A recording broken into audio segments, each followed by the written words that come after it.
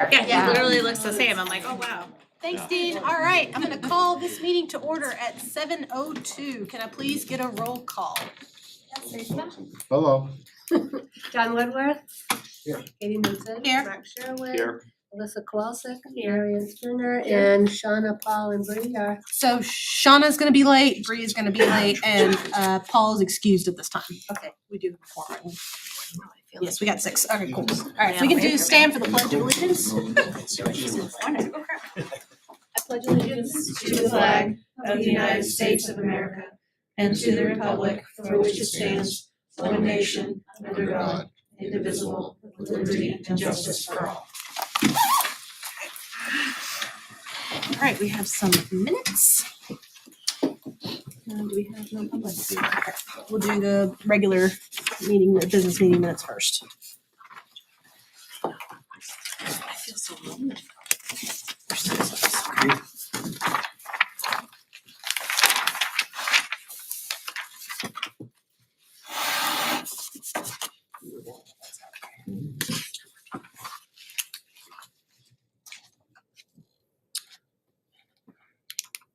Does anyone have any grammatical errors or spellings that need to be fixed? How did you look at me? If it's not Bree, it's Marianne. Spell check. It's okay. Just fine. Motion to accept the public meeting minutes for December 18th. I have a I motion second. by Marianne. I have a second by Alyssa. Do I have any other discussions on these meeting minutes? All right, all in favor? 5 opposed, and then abstain. 1 abstention. All right, and then we have some non-public.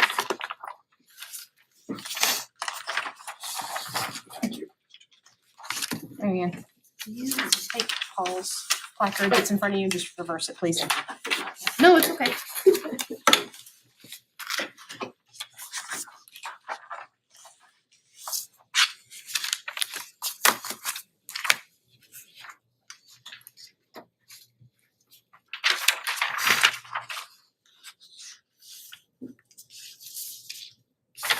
I make a motion to accept the non-public meetings from December 18th, 2025. A motion by Alyssa, do I have a second? Second. Second by Marianne. Any other discussion on these minutes? All right, all in favor? Opposed and abstain. 1 abstention. 5-4-1. Yeah, we can. No, it's not grammatical. Oh, no. Right, do we have, student, staff, and family share? Do we have someone today? We do. You will recognize Ms. Foley here from the high school in terms of some of the programming she runs over there. Unique tonight, and I'm sure she's going to get to this point, but she's got 2 parents and guardians of students that have had experiences through those programming. So I will give it to Ms. Foley, but I'm excited to hear the parental perspective tonight. Welcome, guys. Thank you so much for taking the time to be with us tonight.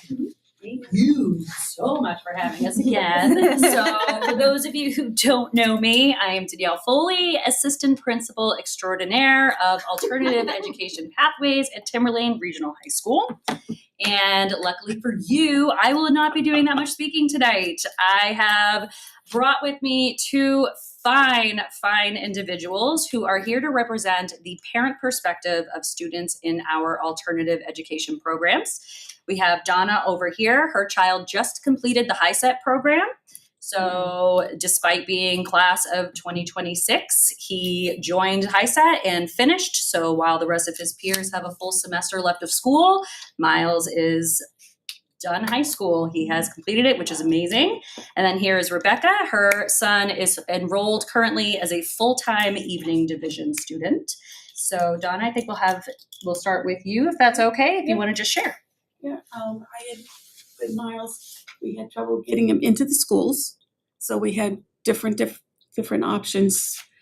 We tried the charter schools and those were not working. So the only other choices we had was either the HiSET program, or if we didn't do that, then more than likely the state would have been involved because he was not going to any of his classes or going into the buildings. So we went with this way and he did really well. And it just worked out really well. He just he just wanted to be in a room by himself and to study and just do whatever he had to do. And that's basically it. And he completed all the tests and passed, and he's all done school, so it's a relief on my part. Awesome. Not only did he finished the test with the rating of college and career ready. He had one of the highest scores we've ever seen. And this is a child who I watched him grow from the kid who would come in and not make eye contact and just sign in and do this and walk away to our evening receptionist coming in and saying, "Oh my God, Miss Foley, Miles spoke to me today. He made eye contact. He said hello. He told me to have a good day." And then he just absolutely destroyed the high set program. He did an awesome job. He was there for basically the full 3 hours, worked really, really hard, and we were all very proud of him, but sad to see him go because he was a big favorite in all the friends. That's great. That's really awesome. I'm so happy for you guys. So my son did not enjoy going to school as well. And he was not doing well with grades, wasn't focusing on anything. He was in IEP, and we had a meeting last spring, and with his counselors and everything, they suggested the night school or high set. But we opted for the night school, so that way he was, still in classes. If that wasn't going to work out, then we would go to the high set. He actually enjoys going to school now. He looks forward to it, especially seeing her. He loves her. And I don't have to make sure he's getting ready for school anymore. He does it on his own because he wants to go. His grades are better. And it's complete turnaround from how he's been pretty much throughout school. Like even when he was younger, he didn't like going to school. He was always distracted. He didn't like classes. We tried all kinds of things to help him focus. IEP, everything. It didn't work. But the night school program has really helped him a lot. Awesome. And I appreciate that you guys offer it. Because my son might actually graduate now. That is so great. I'm so glad that's working out for you as well. That's what when we did the closing meeting for the IEP, they said that he's on the course for graduation now, whereas last year he was not. That's awesome. That's really great. His teachers say he's a pleasure in class, he's engaged, he actually participates, and sometimes you get those classes where, hello, Bueller, anyone, and it's just, you're talking to like dead eyes, but Cody participates, he's doing really well, and I love to see him come in every day. That's so awesome. Thank you for both of you for that. Is there, with both of your all's experience, obviously kind of similar, but obviously different tracks, and you don't have to say if you don't want to, but what has worked like really well for you all in this process? And then also like, what is something that like we could do better to maybe make it better for the next group of people that have to come through? Again, you don't have to answer if you don't want to. I mean, the only thing that's hard for me is the transportation thing because he doesn't have his license yet. Okay. So that's a little difficult for us because I work until 4. He has to be here at 4. So sometimes I have to leave work early. Mm-hmm. But other than that, everything's great. Ms. Foley, just give the board an idea, like duration of night's evening division. When does it start? When does it end? Sure. Evening division and high set, they run at the same time from 4 to 7 p.m. Monday through Thursday. Not all of the classes end up going for the full 3 hours because it's about competency and skill and understanding more than it is about seat time. So a lot of the reason why kids struggle in day school is they have full 90-minute blocks where they're sitting there, and then they have 5 minutes to go to another 90-minute block, and then they have a lunch block that is oftentimes split up in the middle where you go to class for a half hour, and then you have lunch, then you have class for an hour, and then you do it again for your 4th block of the day. And while the average teenager can do that and be successful, not all of them can. So if they are able to go to the classes, the teachers have fewer kids, they can do one-on-one help. And as soon as the students show that they understand the material, that they are mastering or becoming proficient in the competency, then they are free to go. They don't have to stay and wait for a bus. If they have to stay and wait for a ride, that's one thing. But it is a great way for them to be able to show mastery, show competency, show that they have the same understanding as their peers in day school, They're just doing it in a modified way. So it starts at 4, doesn't always end at 7. Some of them end at 7 because there's a lot to go through. But not Certainly all would of them have a do. transportation challenge because it's not the typical school day. I'd just like to give you both credit for sticking with your kid and, seeking the support and an alternative way to get the learning accomplished and keep them, feeling good about themselves and moving forward. It pays off for them forever, and I'm sure it warms your heart to see them smiling and doing good things. Otherwise, if we didn't have this option, then he would have quit school as soon as he could have. Right. As soon as he turned 18, he'd be done.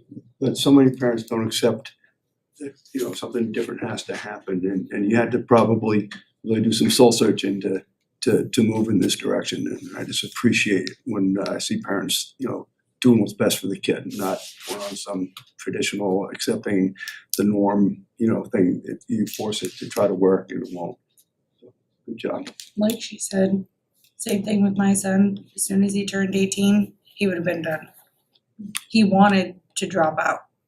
But when we were in his IEP meeting, they said, no, that's not an option until you're 18. And I was like, well, it wasn't an option anyway. I wasn't going to let it happen. Right. Because when I was younger, you could drop out at 16 with a parent's permission. And he thought that was still a thing. And I was like, no, I'm not giving you permission. You're going to stick it out until you're 18 and then you can decide. But they told him no. And then we found out about the night school or high set. And he's so much happier now. That's a good story. So I want to thank you guys because parenting is difficult, even under the best of circumstances. And you guys never gave up. You guys never gave up. So I can't tell you how. It couldn't have been easy for you guys to come in here and share this with us. A lot of times we have this share thing and it's easy peasy. This one wasn't. But not only has this worked out for your 2 sons, but it's worked out for the whole community. The community is a better place because these kids are in a better place. So I want to thank you for being great parents. Yeah, thank you. I know. Well, that was my. I'm trying so hard not to cry. Because I'm a crier. It seems like you're a little under the weather after the holidays. So Cody wanted to come with me and hear me talk because he wanted to see me be embarrassed in front of people. But then I told him that he might have to talk, and he was like, "Never mind, I don't want to come." So take this opportunity just to wave to the camera and say hi, Cody. Oh, geez, am I being recorded? No. Hi, Cody.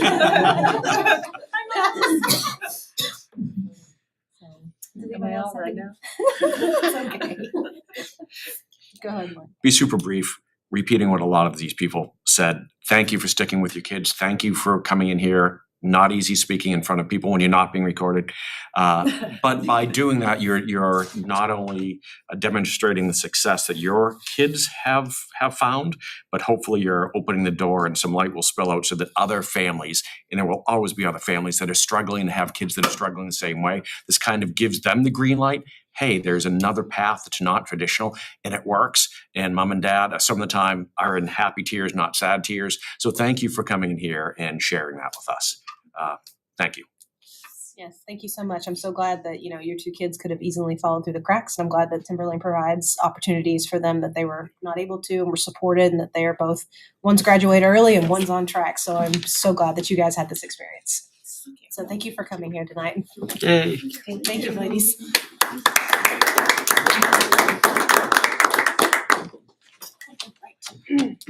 Do we have any delegates or individuals? Okay.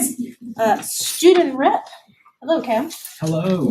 Happy New Year. Happy New Year. So pretty brief, but so the high school just recently had their Mealy's Bagels send off, and Mr. Vaccarezza wanted me to tell you that for the 30th year, the staff did beat the students in the basketball game. He really wanted me to mention that fact. They weren't cheating, were they? I don't know. They seem to be. They got The game? correct answer is They no. got game? Yeah. We have midterms coming up, which are traditional exams worth 10% of our quarter 2 grade. Second semester begins January 27th, and there are some plans for another send-off at the end of February before February break. So those are underway. And the high school just hosted a class of 2030 freshman night for the upcoming freshmen. Information for students and parents about what school is going to look like changing from the middle school to the high school. And course selection for current juniors through 8th graders will be taking place late January into February. For sports, we've had many winter sports just starting off their season strong.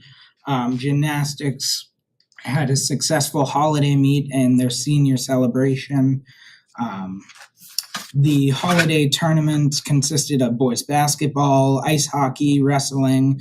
The track competed at UNH, just some great experiences.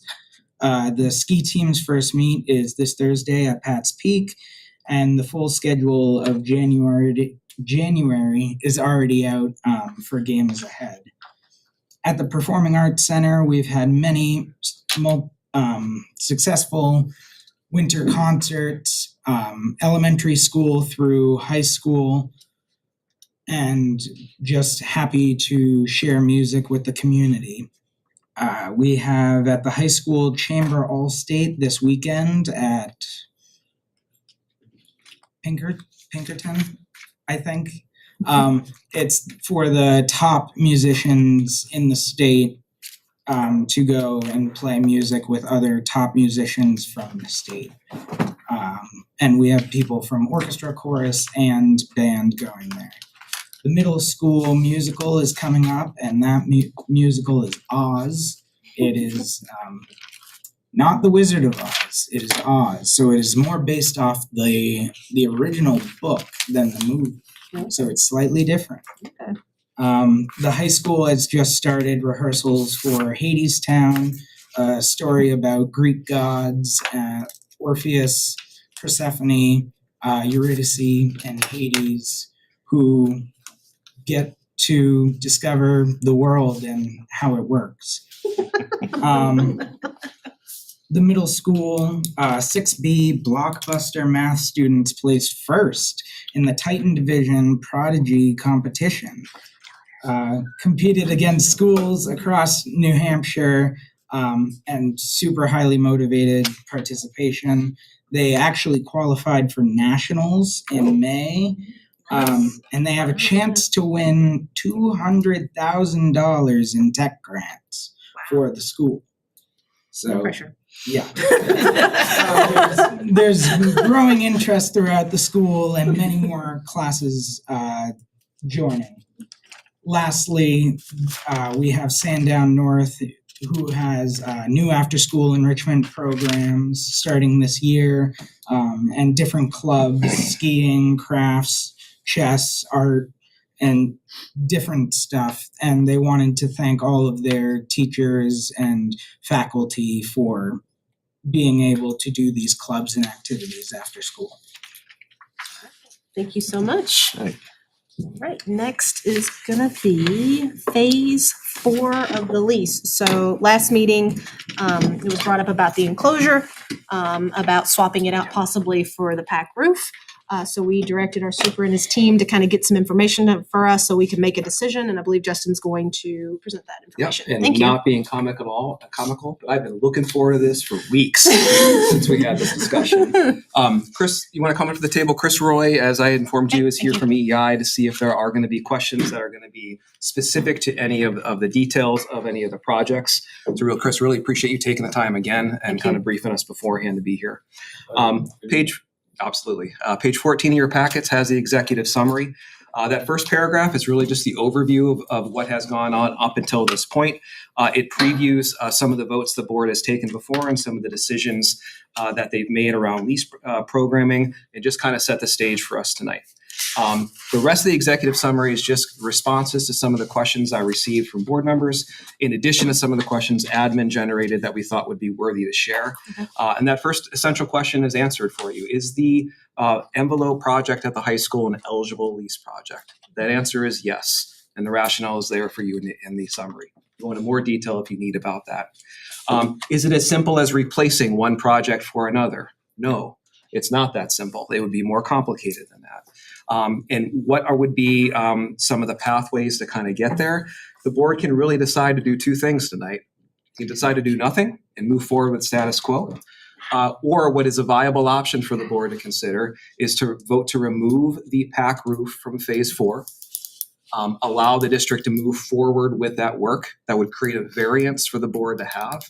And as EEI is the lease surveyor here and vendor, the facilities committee would work with EEI to develop a specific scope of work around the envelope, therefore having a dollar figure that then could be brought back to the board for consideration.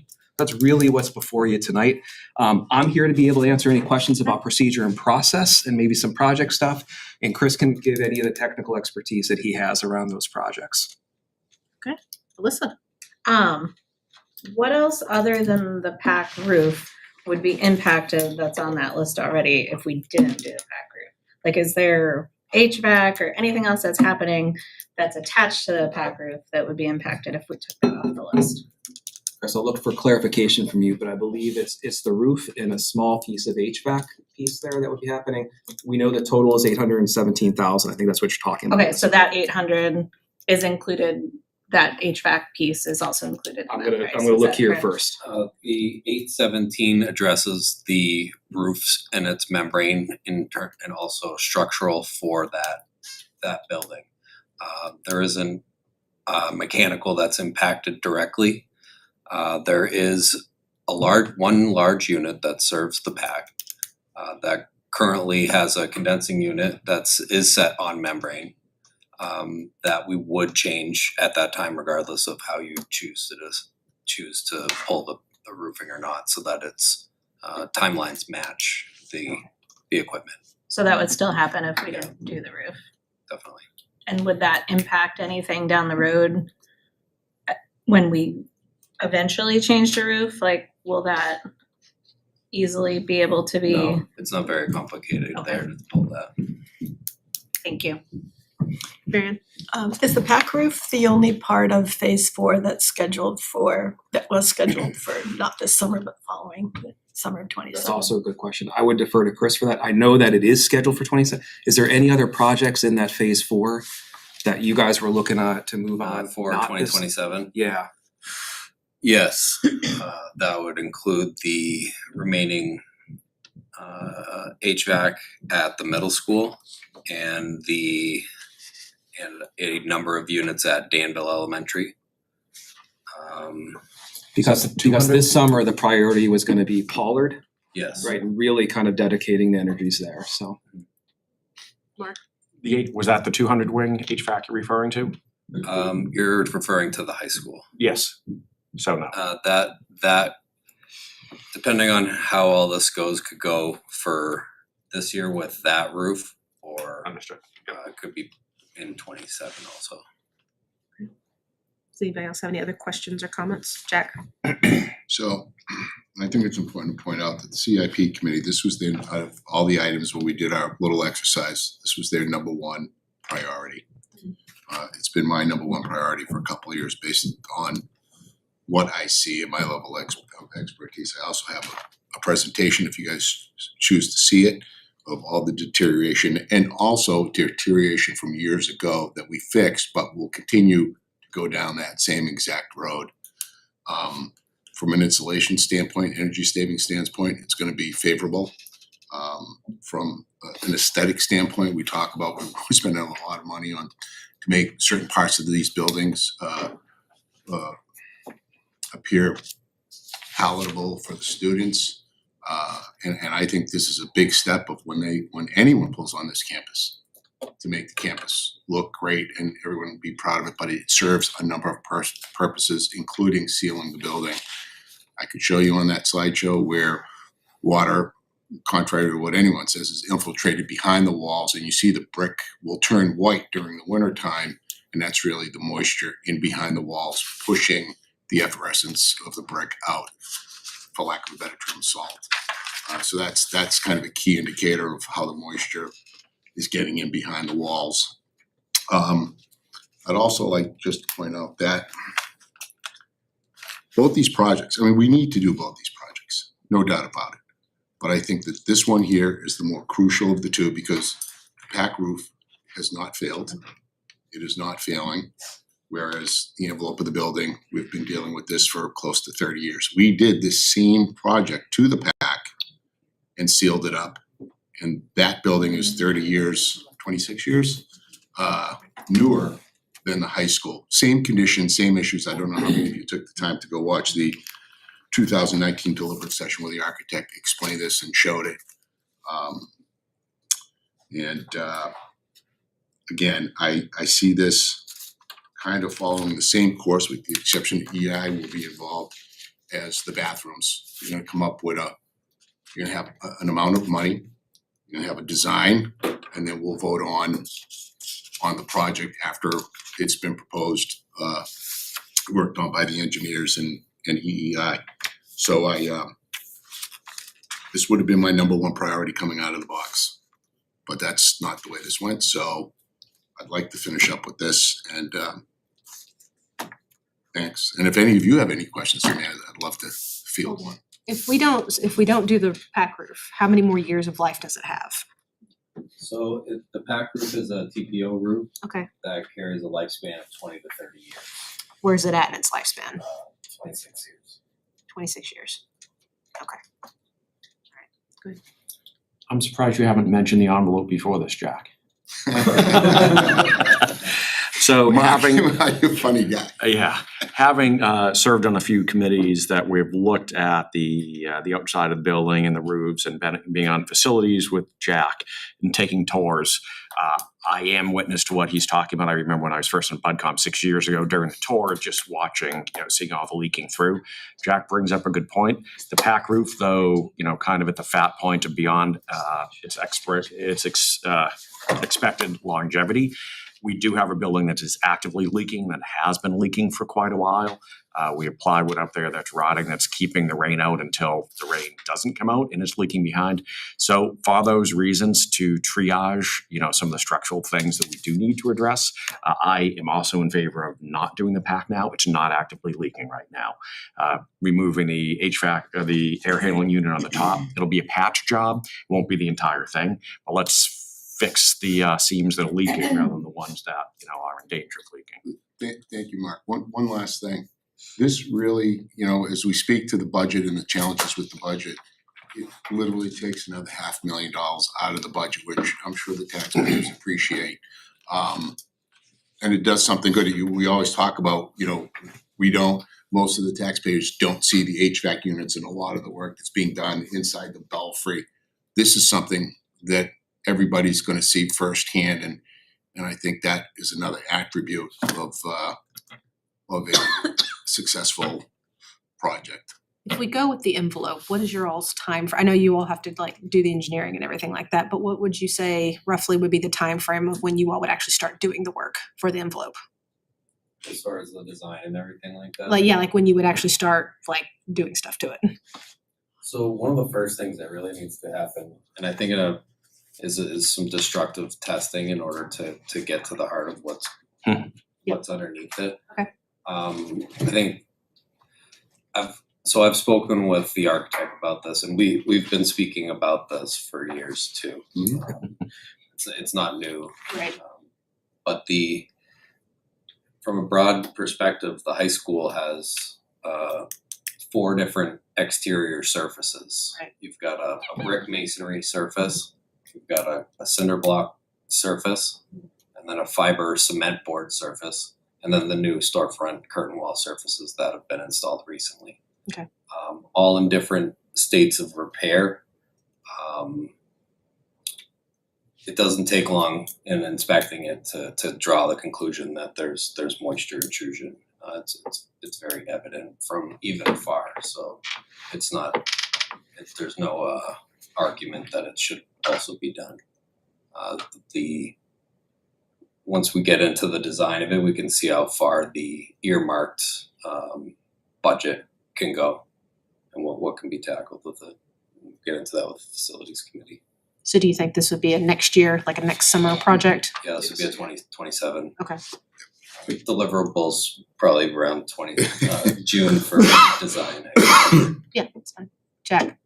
I think one of the things that Dr. Martin did, and I give her big kudos for this, is, as Chris alluded to, we have 4 different surfaces out there, and some that have the need for more immediate attention, and you could actually do this in phases.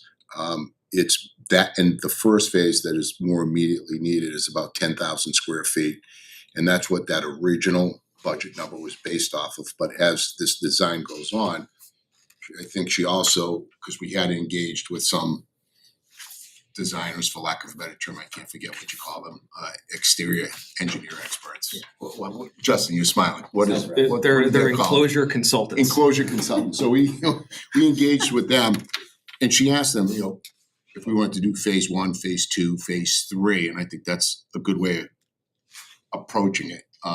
Just so everyone doesn't see a portion of the building done, and we're talking about the stuff that's deteriorating and failing, and then I think coming in at a later date and doing the rest of the work that complements what we did with that in mind when we first started the project. Does that make sense to you, Chris? It does, and I think in the span of time between now and projected install in 27, there's time certainly to maybe have a larger phase of it if you can Right. think about it right. But yeah, I think it's a good project. Wait, Marianne, and then I'll let you start. When you mentioned within the budget, are you considering the budget, the 817,000? Yeah, that the would remain in the lease? the 817 that's pulled from the pad. I'm referring to that as it's not a budget for this, but It's the variance in the lease. It's a variance in the lease, and that would be like Applied. what can we do for this within the lease? Yeah. What could be done on and I the think envelope? in phases you can do respectable chunks where you can get past certain things and move on to the next.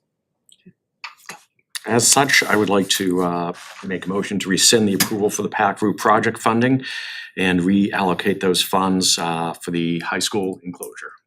A motion by Mark, I have a second by Jack. Any other discussion? All right, all those in favor?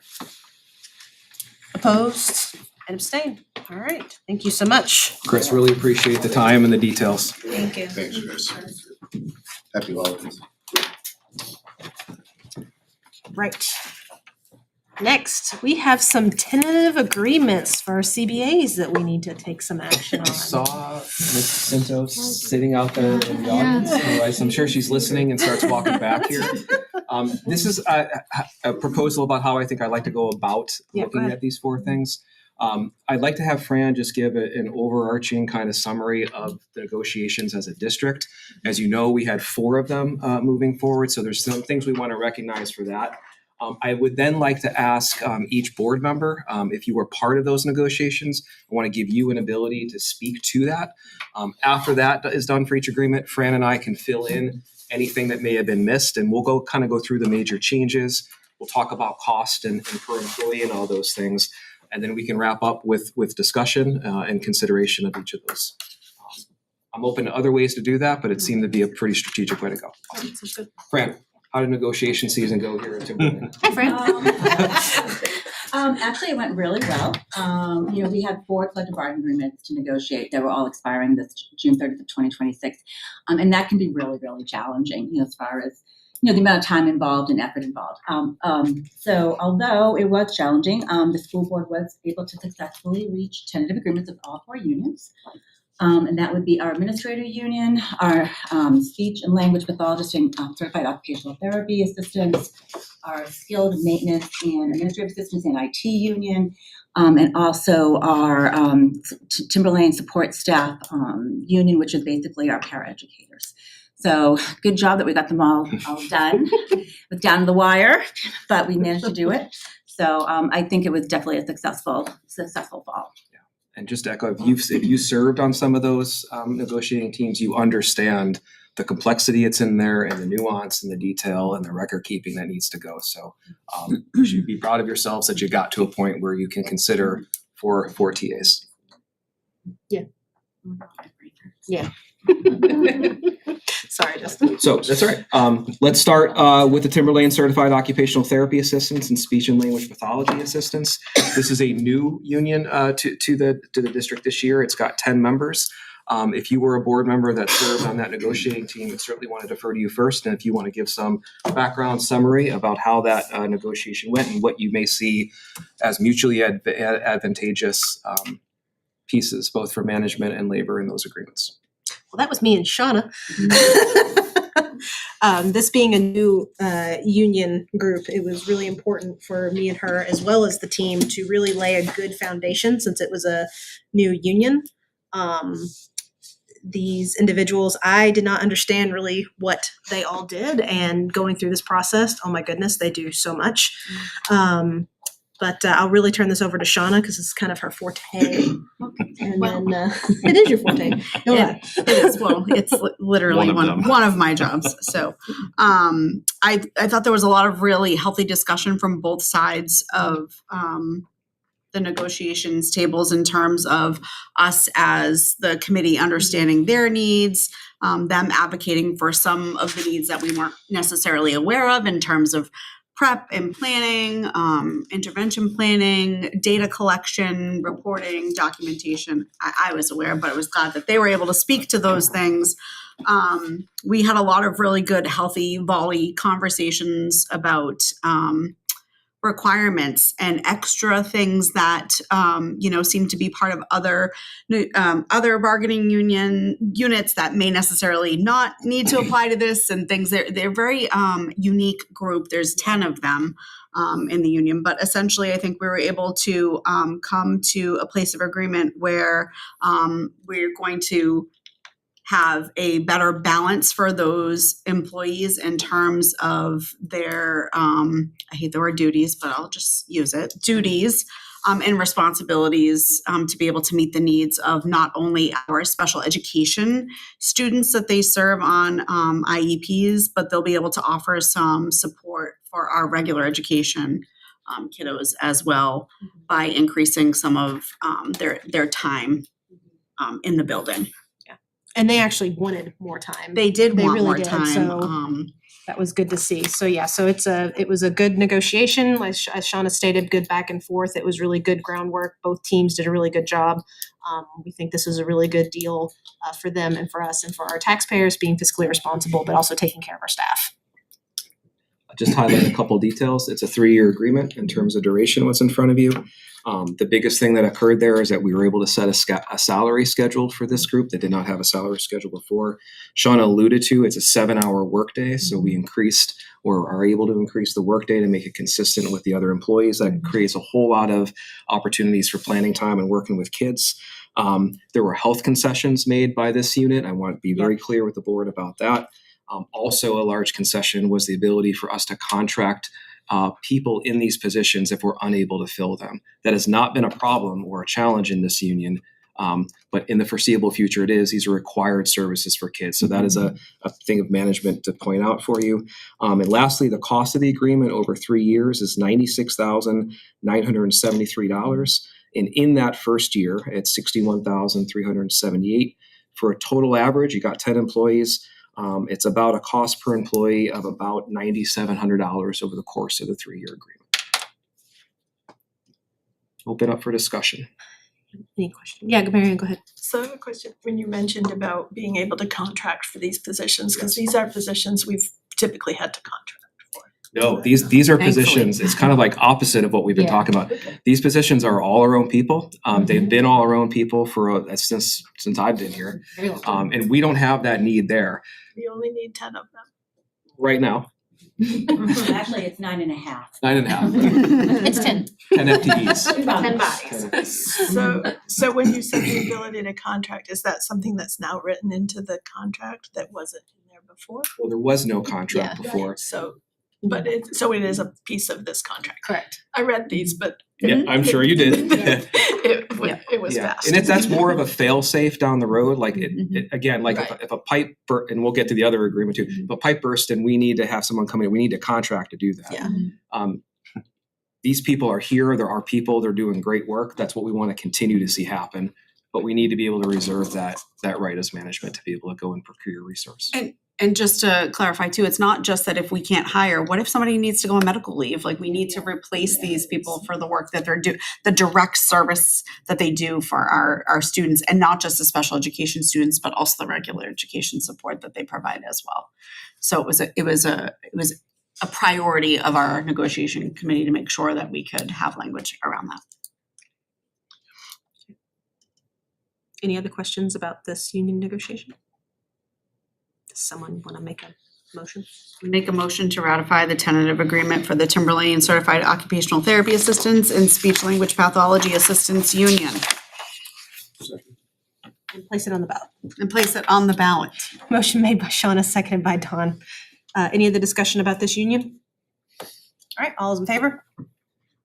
Opposed and abstain, all was for. All right. Next is the Timberlane Administrators Union. All right, so I know there were board members that served on there, but we've got 28 members in this group, and as a reminder, this is them going into their second agreement with the district. So that was me and Alyssa. Alyssa, I'll let you go first. Being my first time experiencing being on a team that was doing the contract negotiations, it was very eye-opening. I wasn't sure how to expect how it was going to go, but I was able to jump right in. It was interesting. It was very interesting. You know, a lot of give and take, obviously. With this group, one thing that we really focused on was the fact that there was a lot of we had to try to even out the playing field for the staff members. So people that were coming in with experience, people that were already here with experience. There was a lot of differences in pay with somebody that had a certain amount of experience, had a very different pay, and then somebody else that had very similar experience and their responsibilities. So we were trying to come up with a formula on how to fix that disparity between people. So we ended up formulating things that took into account their education background, the amount of years that the administrator had in experience, and what their actual role was within the district. And using multipliers with all those factors, we were able to come out with a chart of like, okay, if this is where you land, this is where you're going to start. If this is where you land, this is where you're going to start. And I kind of put everybody at a level playing field so that nobody felt like this person just came in here and they're getting, so much higher and this person's way down here. We really focused on trying to level everybody out. Yeah, that matrix was really important to them, and they actually, shout out to Mark Pedersen, bless his heart with the numbers. But yeah, it was really important to them, so we worked really hard to make sure that was there, and this really just sets them up for future, so that there's a base, so when, as this goes on, that when someone else comes in, there's a matrix, so it doesn't just mean like, oh, well, sorry, you just got hired at the wrong time, it really fixed that. But yeah, that was actually I felt like it was a good negotiation. It was a good fiscally responsible negotiation, and it also took us a while to figure out how to make it so that it was fair for everybody. The first go around, it was very like all over the place still, and then we had to kind of, as we kept tweaking it, as the weeks went on, as the meeting went on, we finally got to a point where we felt like it was going to be the most fair for as many people as we could. So. A couple highlights. Again, it's a 3-year agreement for the administrators. I will echo the things about the salary schedule. Getting that stuff gives us some cost control mechanisms moving forward, but it also allows, when we've got vacancies, that it's really clear that candidates can see what it looks like here, as opposed to guessing or not knowing. And I think that changes the interview process. Additional things, there were some language clarifications. I think that's a good thing to do in a second year agreement. We had some suggestions from Fran, and management was able to keep its leadership time there, meaning that we can call administrators together outside of instructional hours and do professional development and coaching and learning that way. In terms of the agreement, over 3 years, it's listed now at $416,848. In the first year, it's $142,148. Again, 28 total employees. It's about $15,000 of average on employee over the course of 3 years. Does anybody have any questions for this union? Yes, Mary, go ahead. So when you mentioned a lot of back and forth, was that about these multipliers? Yes. or- Yeah, so there was Mark Pedersen was the one who initially presented a matrix that we started off with. And so what Maria had done, which was great, was she basically just plugged all that information into the current staff that we have and came up with all the numbers. And that's when we realized like the disparities that were happening. And so we had to kind of tweak the multipliers down to and tweak the categories that people were going to be put into based on their responsibility within the district to get it to the right numbers, to the right formula that was fair for everybody. And And that took a lot of trial and error. Is having a matrix like this fairly common among administrators? So they actually took this matrix the from original one, other districts. The original one was taken from a couple of different districts, and then we tweaked it from there. Yeah, Mark, go ahead. Odd question, and be careful the way you answer this. No. Looking at the matrix in comparison to other districts, were you able to get a flavor for how we stand competitively, which is one hand balancing, the other hand balancing is that we were so unequitable in certain situations within our own folks. Again, be careful of how you answer that. I'd like to be a little careful about saying that we Yeah. were so inequitable. Yeah, it wasn't. I'm not sure that that's an accurate read about where we were. I think there was some evening and some adjustments, some concerns, but I don't want people to have the notion that people were wildly spread out all over. As I said, be careful. Language matters, right? Yeah. Mark, I think I can answer that I think our salaries are very competitive. Yeah. Yeah. Okay. And that'll help us keep it competitive. I mean, it's difficult to hire administrators. Yeah. It's not like, we don't get a ton of people wanting to be administrator for a lot of various reasons. It's a tough job, a lot of responsibility, long hours, a lot of night things that they go to as well. And honestly, in some cases, you could have teachers making not too much lower than an administrator, and they don't work school, and they only work school year. So I think it's important to recognize that although they, they are competitively paid, this is a challenging district, being a regional school district as well, with 4 towns and different needs to meet. So I think I'm glad that we were able to come to an agreement, and I think it is fair, and I think it's if you have issues with salaries, it's good to have a structure, because that'll help you defend that it is equitable, it's not discriminatory. So it's important to have a structure, and I'm glad that we were able to get one. Yeah, so just to reiterate what Fran said, these individuals work year round. So through the summer, all that stuff. So they don't just work from when kids are in the building. July 1st to July 1st. Yep, so they are year round. Any other questions about this union? Someone want to make a motion? Make a motion to ratify the agreement between the Timberlane Regional School District and the Timberlane Administrators Union and place it on the ballot. Motion by Shauna, second by Alyssa. Any other discussion? All right, all those in favor? Opposed and abstained, unanimous. All right. Okay, one I'm not on. The next one, Timberlane Administrative Assistants, Secretaries and Skilled Maintenance Employees Union. All right, we've got TAM. Those are 48 individuals. This was the first agreement that they've had with the newly added IT folks that came That's right. on. So they kind of have joined it in. This is their first kind of agreement altogether. But I would initially defer to Don. Looks like you. Dawn and Shauna. Yeah. This was an interesting crew because not everybody's doing the same job, and Yeah. they have to be considered differently, all under one roof in a sense. And so that was a challenge, took some time. But I thought that, with the guidance that we got from the whole board in terms of what we, where we could go, began to get people to be real about their expectations. And I think we ended up being extremely fair with it, and they were accepting of it in the end. I think some of the same issues you talked about, were true to our group too, where they were looking for, some protection from inequities from people coming in new and not being confident that they were treating the people that were already here well in the final analysis. And I think that there were way too many conversations about that, but without going into individuals to try to prove a point to them, I think that our council was really effective in trying to establish the fairness that did exist, and the reality of how far we could go to meet their expectations. So went out, came back with right around where we had forecasted it might. Sean, anything to add? Yeah, I just agree with Dawn in terms of so many moving parts related to this particular group, and work responsibilities and even schedules.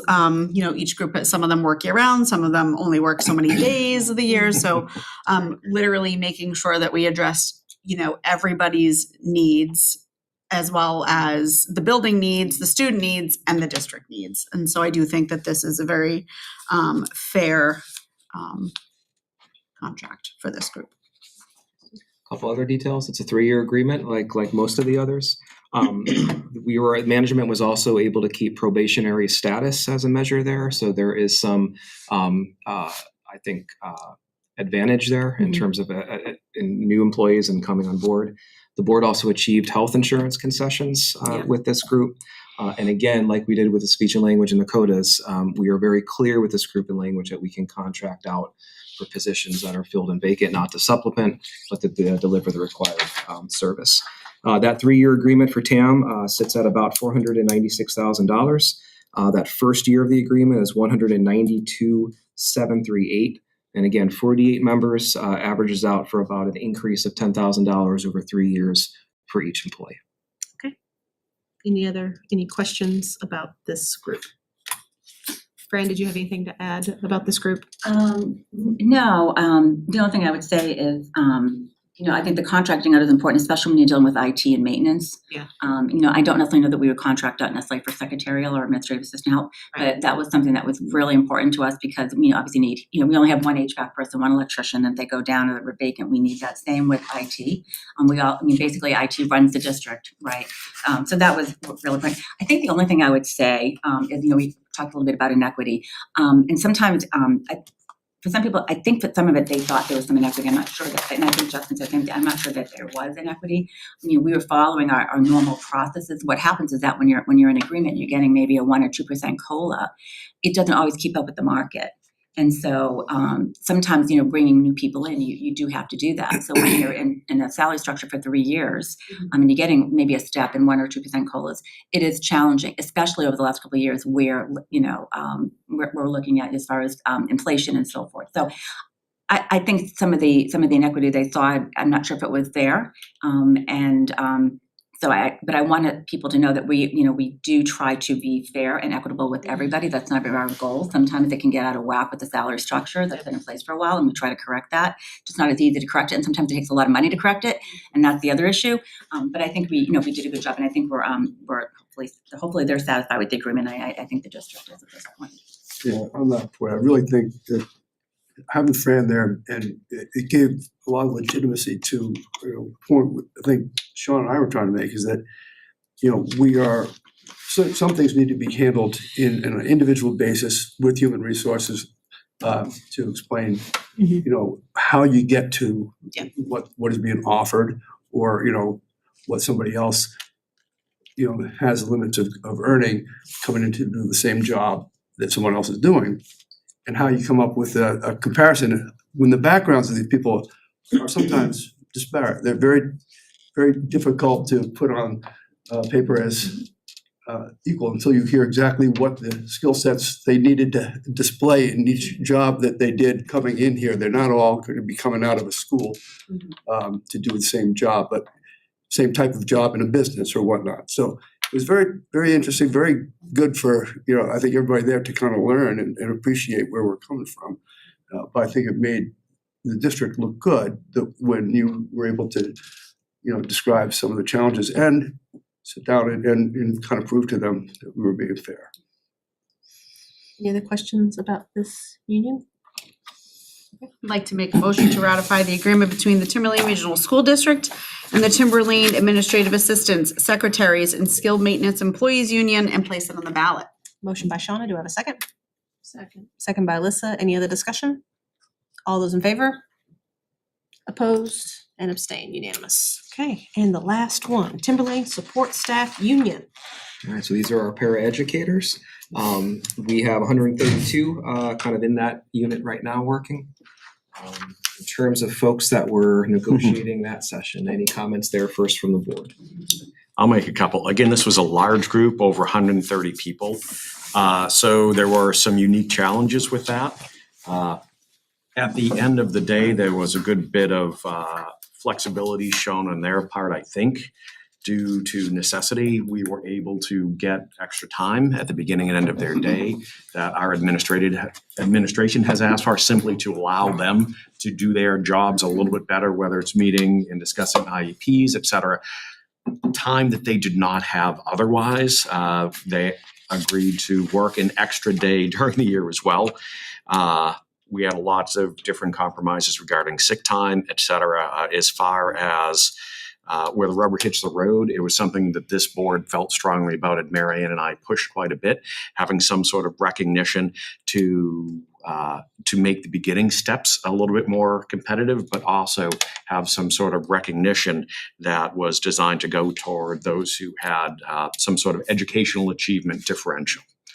We want our people to continue to learn and to continue to achieve. And echoing what some of the other things have been discussed with the other unions, there was a cost-sharing agreement with the health insurance. I look at this as a really big deal. Salaries may increase, and we may argue about salaries increasing single digit. That's predictable. The cost to this district, about 30% of our cost are those other benefits, the insurance, which can increase 3% or they can increase 16%.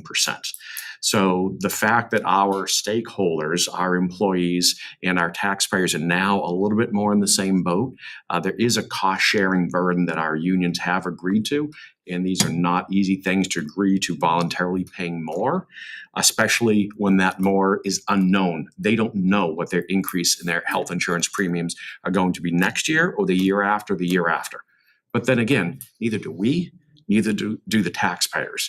And so the flexibility that we received in our union, and I think with the other unions as well, kind of speaks to the fact that there is a recognition that we are in the same boat, and the waters are choppy. We're all struggling financially. So I'm happy. I'm satisfied with the deal we got. I believe it is fair, and I believe it puts us in a position that we can keep some of the people we have and maybe even attract a couple to work in-house and, save some of those dollar bills going and contracting out. Marianne? Yeah, just that, I'm not sure if you mentioned it, Mark. We condensed the steps from 23 to 12, which But that was easy. makes it a lot more manageable. And we also added the some additional pay for intensive special education paraprofessionals. Okay, I said it. Which we're hoping will enable us to hire more paraprofessionals to work with our special needs population. So one of the reasons we did a 2-year agreement instead of a 3 is to see how that new initiative pays out, whether it works, whether we need to make some adjustments. And both the union and the administration wanted to give that 2 years. Let's see where we're at. And it will also put us on a different schedule than the other 3 unions that were this year. Fran, did you have anything you wanted to add? No, the other thing I would add is that, we have had a really difficult time hiring for our paraprofessionals. It's been almost impossible because the pay scale was low. Now, granted, we offer a phenomenal benefit package compared to other districts where they might have higher, higher hourly wage, but they don't offer the retirement, they don't offer the insurance. For some people, they, that might not necessarily get them in the door. And ultimately, they're worrying about, how to pay their rent and food and all that stuff because our starting wage was lower. So I was really happy to see that we were able to increase that. I do think that will also help hopefully attract some of these people that we've been having to use contractors in a lot of our programs to deal with our children that need the most services. And so hopefully with this, with the extra incentive pay wise and so forth, that we'll be able to actually get our own staff working in there. So I think it's a good deal. And I'm hoping that once we can start recruiting, we'll be able to get these positions filled with this new contract. So. The duration is huge to get off cycle, but also get some data about whether what we intended to do is happening. The extra professional development day for them is huge. The extra half an hour a day that they're working with our professional staff and having conversations about kids is a game changer because right now their whole contract is kid contact time and there isn't that adult time for connection. So that is a huge win for us and I think for their work as well. We made room on the wages, the healthcare concessions that Mark recognized, and then the categorical program assistance that both Marianne and Fran just spoke to, incentivizing people to come in and to work there. The cost of that agreement for 2 years is $1,188,052. It's heavily loaded in the front year at $787,915. Again, this is 132 employees for an average cost of a $9,000 increase over 2 years. Any questions about this union? Make a motion to ratify the agreement between the Timberlane Regional School District and the Timberlane Support Staff Union and place it on the ballot. Motion by Shauna, seconded by Mark. Any other discussion about this union? All right. Yeah, go ahead. It's obviously front-loaded and it's front-loaded for reasons. At the end of 2 years, it'll be the same. But during discussions, it was brought up and literally as we were discussing it, Cumberland Farms up the street was hiring for more, for a more than competitive salary for what we were trying to hire for. That's the reality we're dealing with here. So there is a method to the madness. It's not just madness. You sure? Fairly, speaking for myself. Any other discussion? Yep. Not necessarily to that group, but in general, the more that we can be working similarly with each of our unions and have some of the same characteristics of the benefits, the better off we're going to be, because we don't want to be giving the impression to anyone that we don't value everyone equally.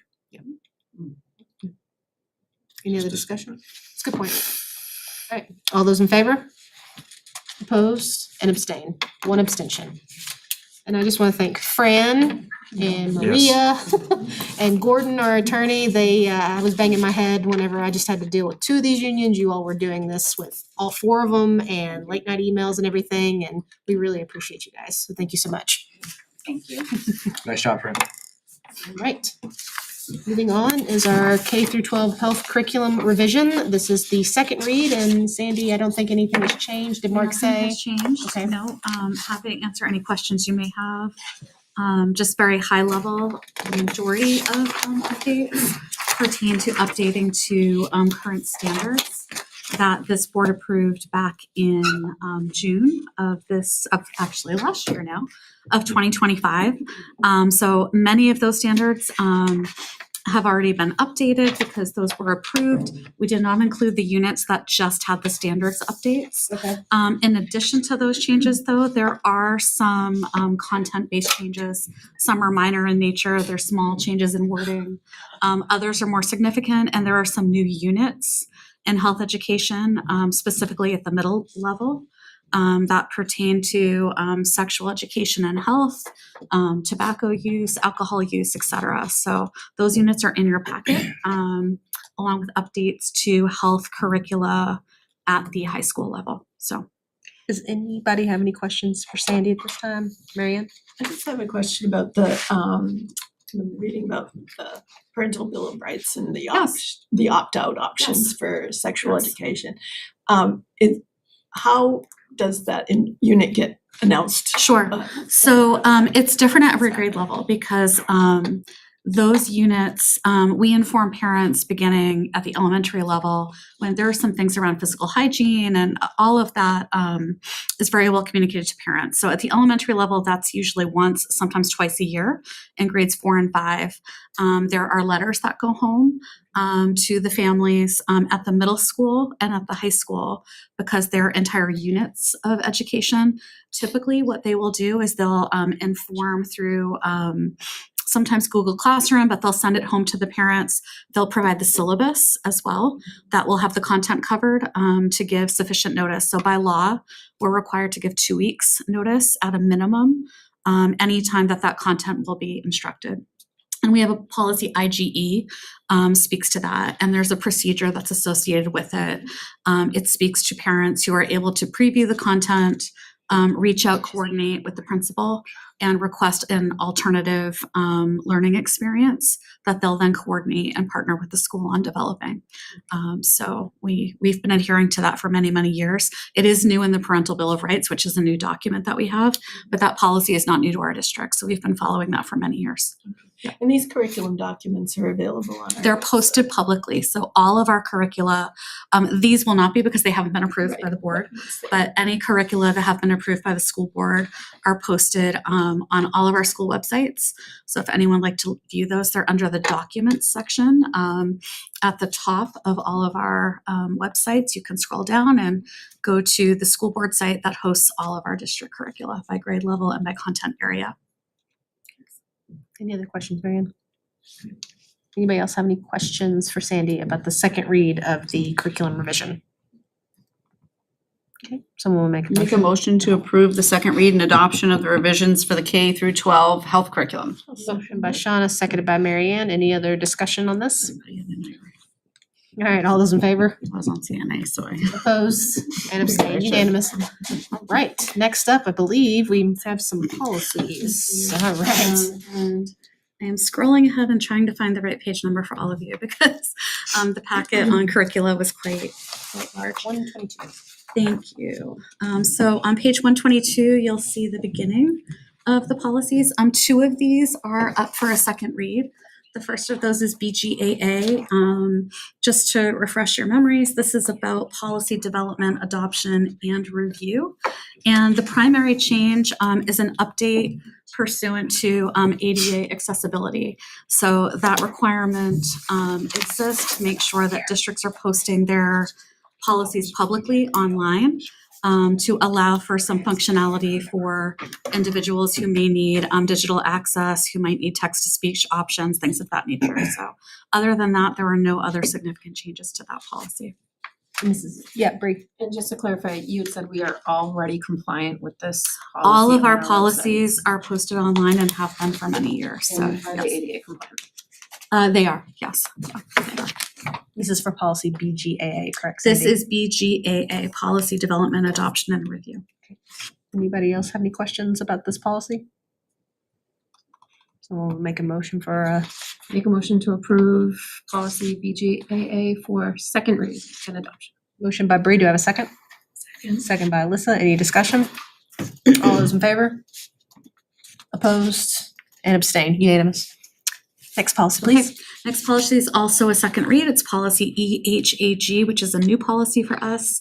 However, it was developed off of a model policy developed by the New Hampshire School Boards Association with some updates that the policy committee developed with input from the Curriculum Assessment Committee and our Artificial Intelligence Committee that has a variety of educators across the district. So this is a second read, use of generative artificial intelligence. Happy to answer any questions you may have, but there have been no changes since our last meeting. Any questions about this policy that Sandy can answer for you guys? Anybody from policy committee want to speak to any of these policies that we've been talking about? Well, just to say that although I know that this policy was worked through policy committee, it was also brought to curriculum and assessment as well, given the nature of the information related to the district's like educational use of or prohibition of AI generative artificial intelligence. So I feel as though lots of eyes and knowledge were brought into this, as well as having Ken Henderson involved too. So I feel that it's a good step in the right direction and having a new policy related to this. She answered for you. Yeah, no, I thought you might give an anecdotal, illustration of from a parental perspective, she shared with me, but. I'm not gonna out my child.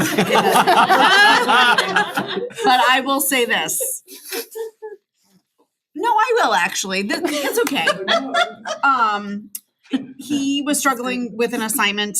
He's a student that receives special education services. He didn't understand the content of a question that was asking him, so he copied and pasted it at home into AI and asked it to read it to him at a 6th grade reading level. And as soon as he did, he could answer the prompt and do what he needed to do. So see, there are some positive uses of AI, but. It's creative use, student generated. And he absolutely ratted himself out to the teacher, and the teacher thought that that was a really good strategy that he used. So. All right then. He better be home doing that right now, actually, finishing that writing prompt. All right, does anybody have any other questions or comments about policy EHAG? Anyone want to make a motion? Make a motion to accept policy EHAG, use of generative artificial intelligence for a second read and adoption. Motion made by Shauna. Do I have a second? Seconded by Mary Ann. Any other discussion on this motion? Bree. Sorry, just where it says consequences for violation, who would that go to? Teacher, It's teacher and then. It chain would of start command? with the teacher and go through a progressive process of discipline. Yeah, the similar to consequences, right, at the middle and high school level are identified in student handbooks on syllabi. So one expectation this year was for teachers to be explicit about the use of AI, generative, non-generative, with students and families from the get-go. So, Thank you. Any other questions? All right, all those in favor? Opposed and abstained, unanimous. All right, and then we have a notice to repeal. Can we go ahead and do the notice since not all of us are here? Do we have to wait? The notice can remain, you cannot take action on it Correct. until everyone is here. But yes, we can publicly give notice that with the adoption of policy IK, earning of high school credit, IKFA, early graduation is now obsolete because that is now embedded in policy IK. So it is a policy that you will be repealing, and this is sufficient notice. But we do need the full board present for you to take action. Right, okay. Any questions about the notice? All right, moving on to draft warrant articles, presentation number 6. Draft warrant articles, presentation number 6. All right. You've got 17 Oh, God. articles in front of you. Let me give you a couple of highlights of what's changed since the last time that you have seen it, I think. Article 2 has the operating budget number as it's come and been derived from the budget committee and also the default budget that you've approved. All the CBA costs have been inputted into the appropriate articles. Any article that has a tax impact, you should be able to see that projection there for yourselves and the voters. There are 2 new articles that you have not seen before. Both of them are citizen petitions. They are Articles 16 and 17 in front of you now. Article 16 deals with a supermajority at the deliberative session. And Article 17 deals with finance and full day enrollment for students here across the district.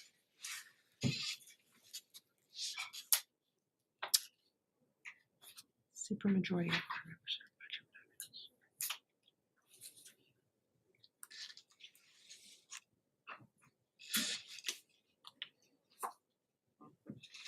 Have you talked to any of the petitioners, like what the intent is for either of these 2 articles? I have talked with both petitioners, but I don't want to speak to their intent. I would have them. Nope, it's fine. Certainly That's do fine. that. That's fine. That's fine. We have run them through the legal counsel and the DRA, so most likely they will be there and available for voters to weigh in on. As a note, the last day I believe to submit a citizen's petition is next Tuesday. Next Tuesday, okay. When do we have to vote? Do we usually do this at the hearing, don't we? Yep, so everything here is gonna be proposed, and what will be presented at the public hearing is proposed, and you're not voting anything before that. And once the community is able to give feedback, the board has got a period of time that if they wanted to make any adjustments, not to any of the CBA pieces, but to any other things, you've got a small period of time before your next board meeting. But that next meeting, you need to have a signed attested warrant before the last Monday of January. And that is the signed and attested warrant, which will go to the deliberative session. Okay. Does anybody have any questions about any of the warrant articles? So Yeah, Article Miriam. 15, the interest on invest of these proceeds, I see now the purposes for capital projects. Do they still have to be energy related? Since that's interest on The lease. funds. No, those interest, the interest earned goes into the general fund and can be expended by the school district at their discretion.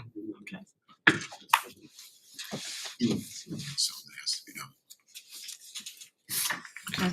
Does anybody else have any questions on the articles? Just, Yeah, go ahead. I'm sure the just adjustment on Article 2, conversation that we had earlier today, leads me to believe that that number will be lower now in terms of, because of the difference in the cost of the work for doing the envelope. by moving the envelope, which was in the CIP. No. No, So because let me we be very changed, clear about why not, yeah, right? we changed the number on the budget.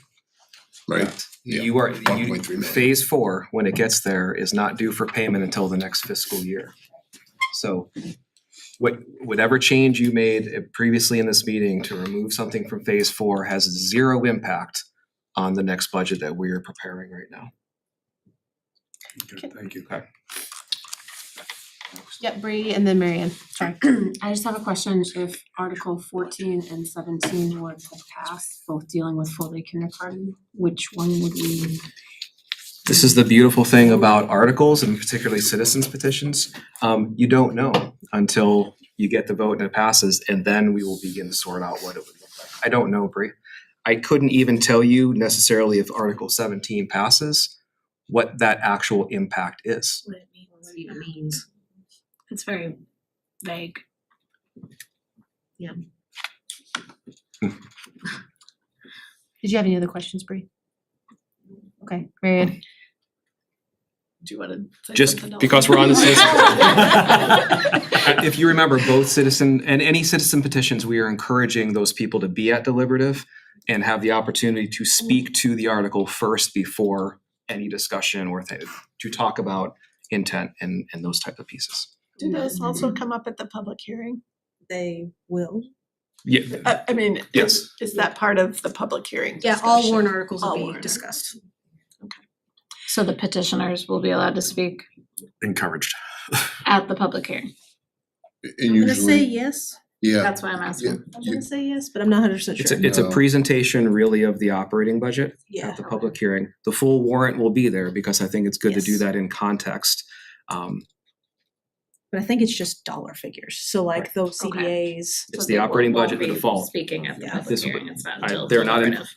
They It may won't be attend- allowed, or. There's not an agenda item for them Okay. to speak to that, but I am sure if they're there and they wanna be able to speak, we would wanna be able to hear from them. so, Marianne's gonna go and then I'm you. sorry. Yeah, just one more. So if Article 11 fails and we don't change the name of the fund or and then Article 12 passes, is that okay? Cause it uses the name of the new fund. I think it's like both have to happen. Yes, so this is I think feedback from the DRA that they wanted us, I believe, to split the article. They used to be in one article, now they're gonna be in two. I don't know, Marianne.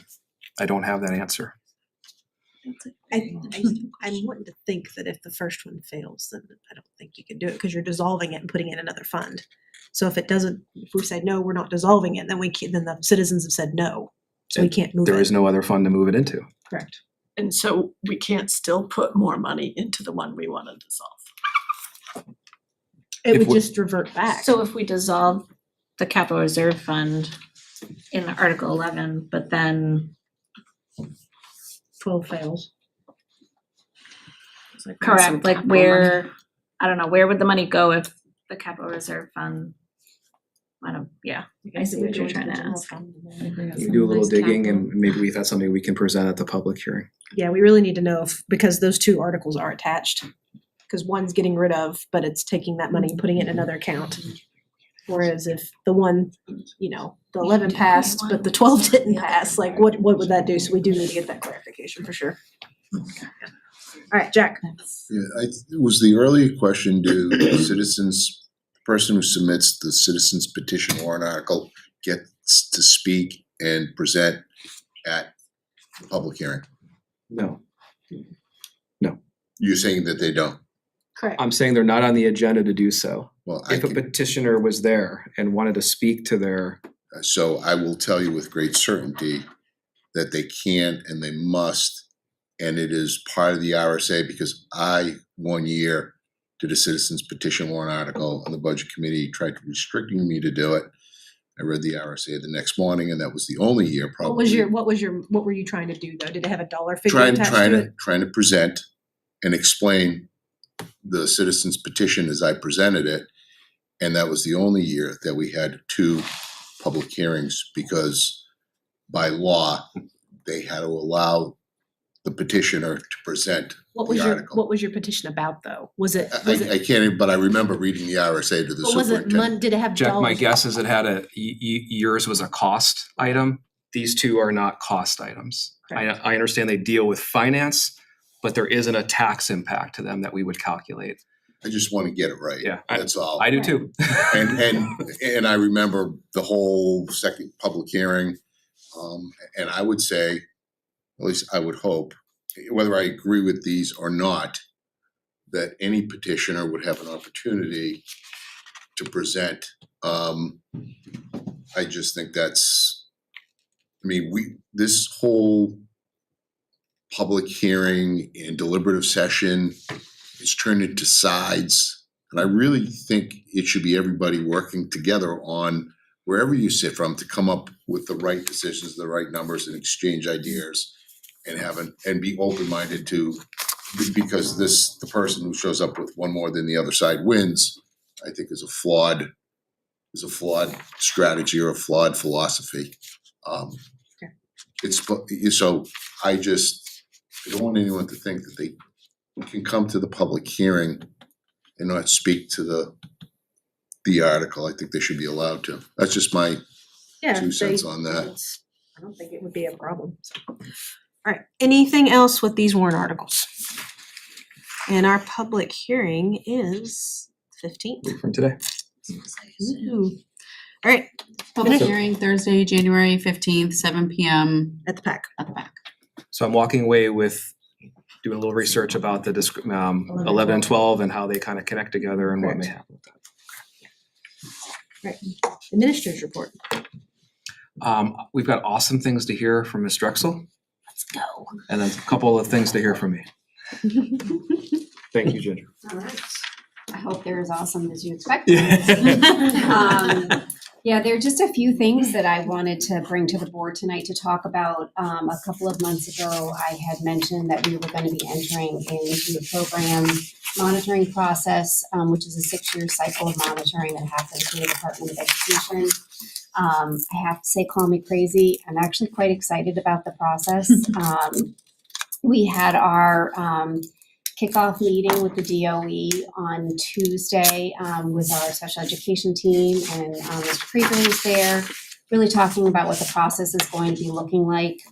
We start, our monitoring process started on Monday of this past week and will run through April 6th. So during that time, there'll be a lot of work that needs to be done, some file reviews that will happen. There'll be a lot of writing, talking about the program, why we do the things that we do. And we'll just be working collaboratively to pull that stuff together. So a lot of that will be happening over the next few months, and I'll continue to provide the board with updates as those things are occurring. Mm-hmm. 2 really important things that I want to highlight tonight and make sure that we continue to talk about publicly is a couple of pieces of the process that I think are incredibly important just to giving us feedback. One of those things will be a staff survey that the DOE will push out to our special education staff. so that they'll be able to provide some feedback on how we're doing. I don't know what the survey looks like at this point, but certainly we want a large response to that because, again, the most feedback that we have, the better. And then in addition to that, we will have a parent survey, or there will be an opportunity for parents to meet with the Department of Education and provide feedback, thoughts, what's working well, what things could we improve upon. It will either be a live in-person meeting or it will be virtual so that families can attend from the comfort of their homes. If that's more, would increase our attendance. Yes. How are we planning on getting that out to families that they're going to be able to participate?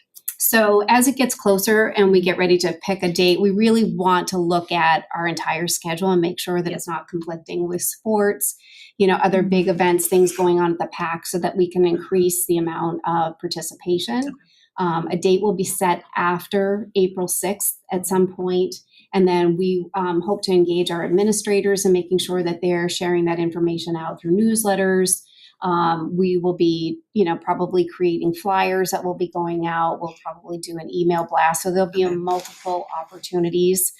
Hence why I want to bring this up here initially, to make sure that it's something that, people are publicly aware of, but that we'll continue to be talking about over the next few months. Awesome. Thank you. The DOE shared that they typically get anywhere from 5 to 25 parents participating in these events, depending on the size of the district. I would really like to see us increase those numbers. Did they say why they have such low turnout?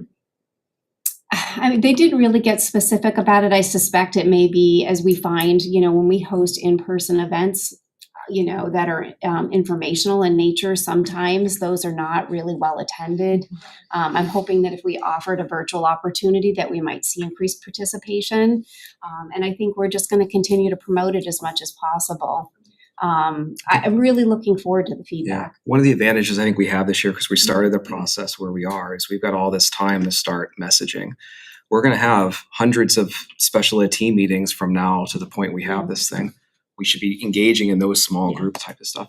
When we heard that it was 5 to 25, I initially thought that was percent. It's families. I mean, so I think what Ginger and I are going to talk about is we're going to set a number as a goal, and I would like to blow 25 out of the water. We have more than 700 identified families in this district. This is a process that we can learn from and improve performance moving forward. Hearing from 5 or 25 is not going to it's not going to give us what we needed to improve. So I think the other advantage that we have is this, the special education team. I sense they're all really looking forward to the process. It's going to be some work, but I think it's an opportunity for us to really celebrate the things that are going very well, to learn from the things that we need to, where we need to grow, and other things that we might need to implement and change. So in my mind, there's nothing to be afraid of here. Yeah. Let's just get the feedback, and then let's put it to good use, and make sure that we're doing what we can to improve our work with kids and families. I mean, I think that's what it's all about. So I think going into it, the attitude is really positive, and I think that'll help the process. So I also wanted to mention and promote the return of the dental program to the Timberlane School District. The dental program went away 2 years ago because there was a lack of funding that happened to support it across the state. Funding has been secured, and so dental programs are now pushing back out to districts.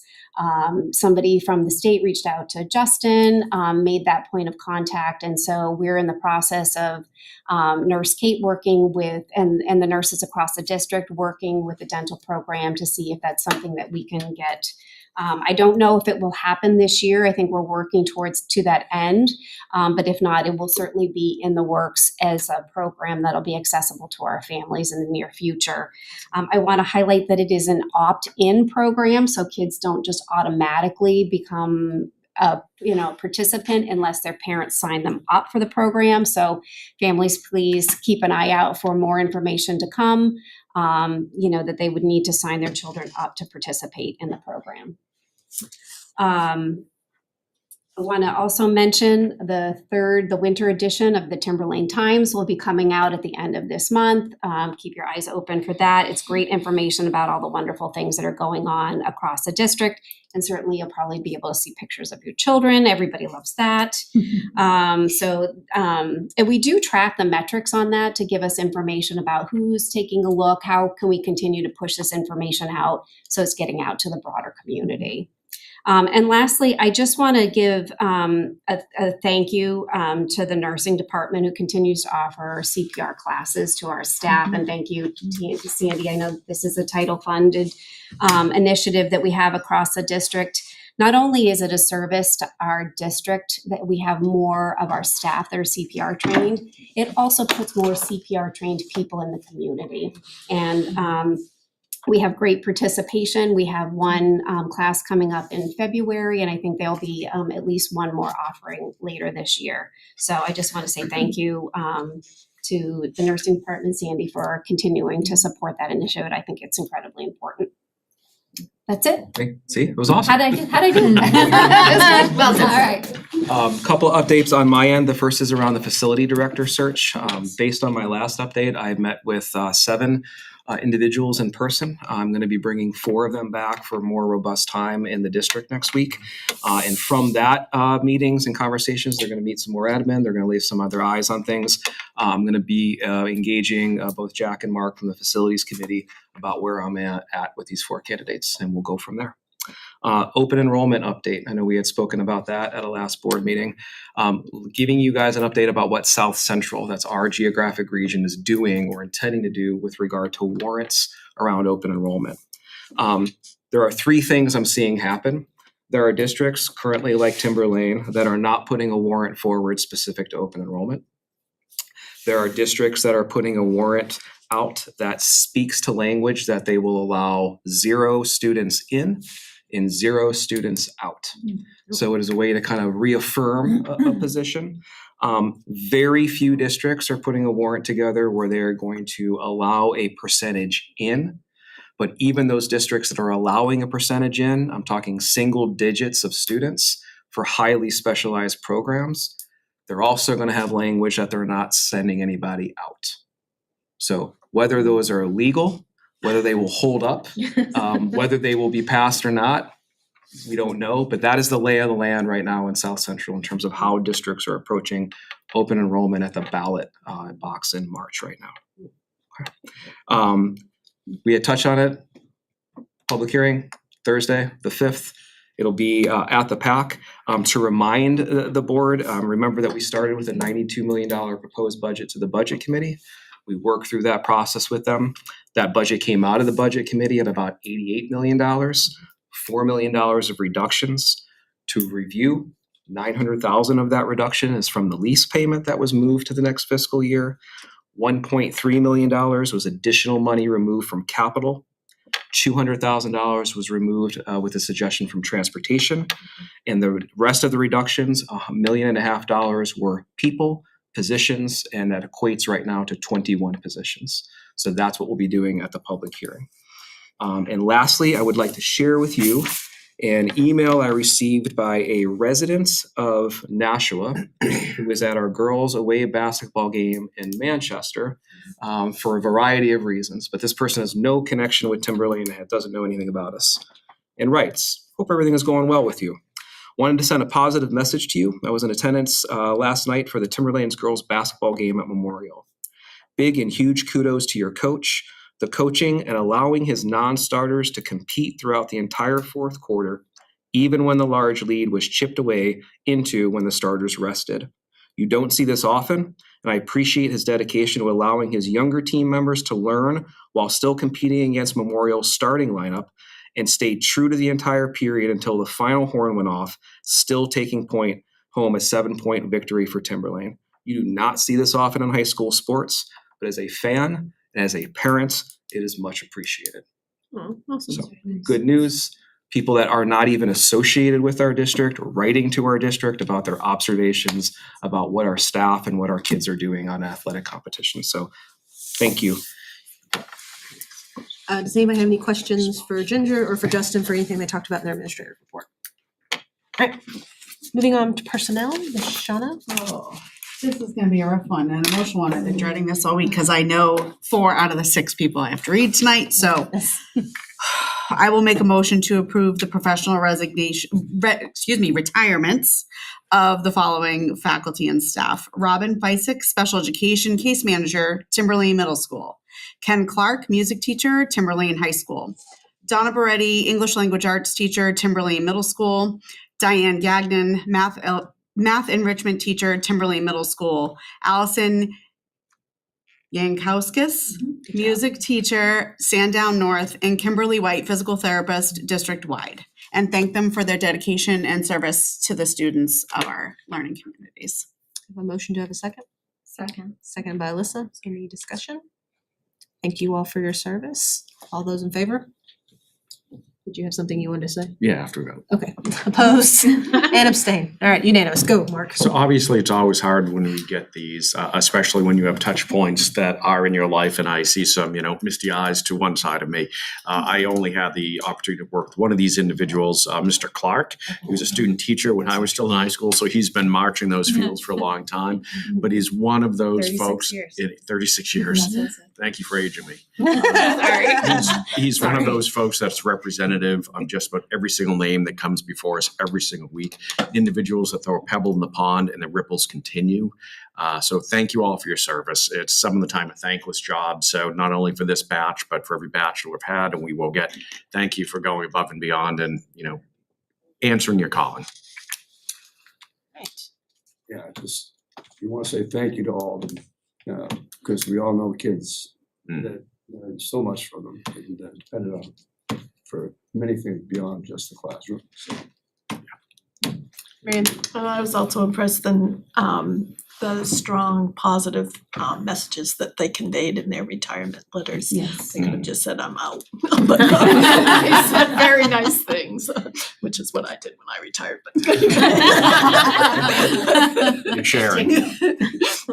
I was very impressed with their comments. All right, moving on to committee reports. We'll start with Marianne. Oh, curriculum assessment, we spend a lot of time on starting to look at student data that has just been released from the DOE and starting to formulate plans for how to present that going further, going on. We're reading. Forward was the word I was looking for. Alyssa? No updates. Bree? Wellness meets next week, January 14th at 4 p.m.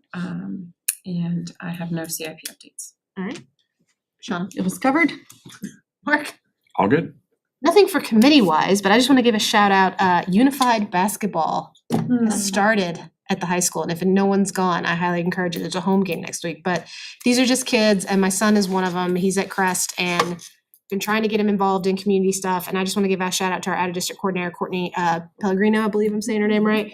She's just been awesome. I wish we had 10 more of her in our district, but they had their first game the other day, and they all just were having the best time and great sportsmanship, and to the point to like, their team would shoot and would miss, and our team would catch it, and they'd be like, "No, here, shoot again."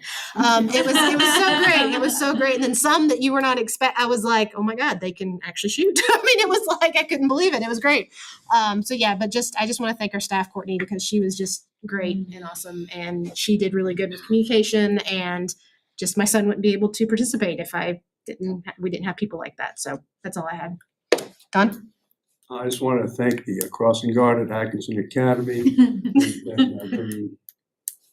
He's right here actually. Making a big difference out there, changing your image. Some days Santa Claus, some days waving people through, doing an efficient job and making people smile. Thank you. I heard the gingerbread man showed up. Is that true? So I'll share stories with you about this. So probably the last 3 years that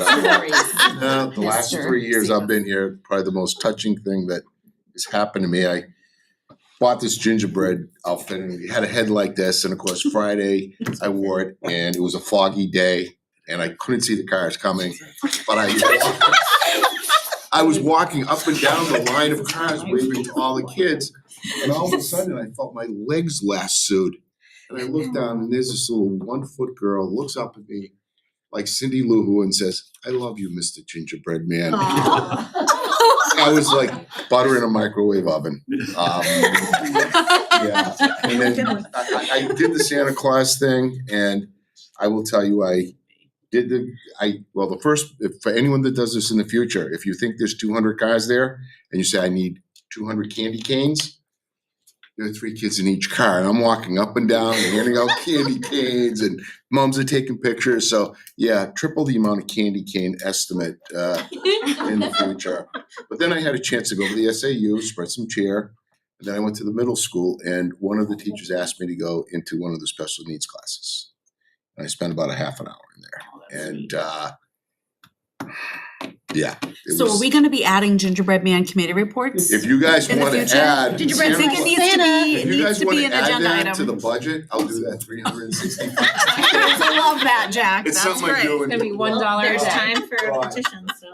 But another thing I wanna share with you guys, and I took some heat because I accidentally inadvertently put it on social media. I watched my daughter during the Montana State National Championship football game, and she's doing the cheers and it's in Bozeman. And when you send your kid away to college, part of that consideration, I think, should be the cultural aspect of it. Because as they were going from establishment to establishment in Bozeman, every place was packed. The whole state was 7,000 people went from Montana to Nashville to watch the game. And to watch my kid be part of that, and we've gone to a number of it's that cultural aspect of it is so important in college, I think, as one of the considerations. So that was pretty cool watching my 30-year-old daughter just acting like a child again. So that was really cool. So that's all I got. Okay. And if you guys need Santa Claus next year, I'm more, I can show up to parties. I do all kinds of special events. Right, do we have any other business? Yeah, Mark. One thing, and sorry to put you on the spot here. There's been, but I'm going to anyway. There's been some chatter. I guess there's been report that was pulled regarding violent incidences across the state. Our numbers were reported. I don't know whether they reported accurately or inaccurately on social media. So I was wondering if you could give some context to how we report, why we report, and our trends. My impression from reading this very well-written post on social media was that perhaps some context was left out in that increased numbers. I know this board has charged you with increasing our reporting and increasing, the filter in which we do try to get in front of things, and then obviously, what we do to mitigate those instances and what the escalation is. Obviously, an incident with a baseball is different than a spitball. Sure. Go. I would a couple things. One is that we're required to do a school safety report for every school at the conclusion of every school year. These are statistics that are required by the Department of Education. They're common for all schools. I think this may be what you're talking about in terms of student discipline data is essentially what it's gathering and what you need to report. I'd have to see the actual report that you're referencing. I can share with you that things like a violent action could be something that includes language only. It could include a bump at a playground. It could include something much more significant of a fight. So I think there's some varied degree of spectrum between that term. I think the most important thing I'd share, if folks are concerned that there isn't a correlation between the number of incidents and the number of suspensions, it's because there's an RSA that requires graduated sanctions for discipline for students. So any first offense, unless it's a health or safety piece, cannot be a suspension. So looking at like the RSA, a short-term suspension can only be imposed, and this is a quote from the law, for repeated and willful disregard of the reasonable rules of the school that has not already been remedied through an imposition of the district's graduated sanctions. When we talk about graduated discipline or progressive discipline, this is the law we're citing. So school districts are unable to or cannot typically just suspend a student for their first offense. It's not something we want to do. It's about much more education. And the last argument I make is that's harder work than suspending students. Suspending students takes them away and doesn't allow any of our staff to work with them. Graduated sanctions and education and supports, which is the law in a conjunction with discipline, is much harder and much more time-consuming work. So in theory, if over time we went from 50 reported violent instances, 5 years ago to 100 this year, it could be that our reporting as charged to you is being more robust, and the fact that it did not result in 100 suspensions could have to do with the fact that we're dealing with this appropriately and the kids aren't continuously offending. They're not repeat offenders. It's being addressed. And again, without seeing a report, I think there are a lot of assumptions. The definitions could have changed for the reporting. The term violence definition could have changed. We get more robust at reporting and being more strategic about how we're doing that and looking for those things more. Yeah, all of that stuff can contribute to those things. And if folks are concerned about that in the community, as we do with everything, please reach out to us and engage us and come in and talk to us about the numbers that you're seeing, and maybe we can help provide some explanation or rationale or at least some education around those pieces. Thank you. Yep. I think Jack and then maybe Don. I saw that, I read it. I was here in the high school for over a year. I had 2 children that are graduates of the Timberlane Regional School District, and in that whole time, I heard or saw of 1 incident. I tried reaching you all day long to find out the definition of what a violent incident was, because as I had suspected, it could be a bump in the playground. It could be 2 kids spatting, and not for anything, they're not adults, they're children. It's part of the growing process. It is not a knife fight. It is not something that would be perceived as a violent action, is what I'm hearing tonight. And the Jack, spin on this. To that point, I think, is there's degradations of reporting where weapons is a category, right? Like those super high level, dangerous, life-threatening pieces are separated from those things and reported out separately. And let me be clear, it worked its way down, this report, and the impact, which I don't see at all. That's a total of 24 of years of my kids being here and me being involved in the district with sports teams and all of that, being out there 7 days a week out on the fields.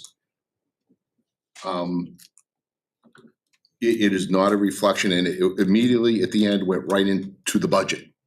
So then it became very transparent to me, probably the purpose of that. And I cannot not say that tonight, because I want the residents of this district to be very guarded about the information that you're getting right now, because people are passionate right now trying to, push a narrative. So just, to your point, Justin, if you have a concern, pick up the phone, call one of your reps, call the superintendent, and that's how, because I saw that and then I almost fell off my chair and I said, and it was everything I thought it was.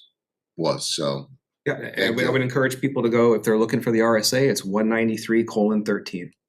Suspension and expulsion of pupils. It's very clear. Do those acts of violence have to happen between 2 people, or could it be one person against themselves? It could be one person against themselves, and it could be things that don't even involve children. So it could be my kid who runs into the playground metal pole and gets a bump on his head. Very possibly. I'd have to look at the year and what the definition was. The second time, yes, not the first time. But it does speak to the larger question, and I said this, I think, to Ginger the other day. School districts, for the most part, are data rich and information poor. So we are constantly attempting to try to make sense of the data that we have and how we organize it and sort it, and all of that stuff matters. So every year we are making tweaks to how we're reporting things to become more accurate, so the information we're making decisions about is real information. Good question, Brady. Well, with mental health being out there. Yeah. I think you covered it very well. I think that when there's a major incident, there's a form, like an ED 317 that would come up the hill, you would see it. By requirement, it's sent to the police department. Right, and we are not shy about writing those things up. It helps everybody to have the information, and if there are questions, they know where to go to get the answers about it. So, and it's a pretty thorough system, and that report is an exhaustive report that you're talking about at the end of the year, and the poor person gets saddled with that at each school, Jeff looking at Ginger because she knows all about that report. Been a party to that process, and I know that you have to be very careful because there's so many categories of things, and the year to year to year to be consistent with that is important too. So you could have a change in the person filling out that form who reads it a little differently, and it will impact the numbers, and you'll say, what is that? What happened this year to last year? When you break it down, nothing really was different. It's just the way it got categorized. So.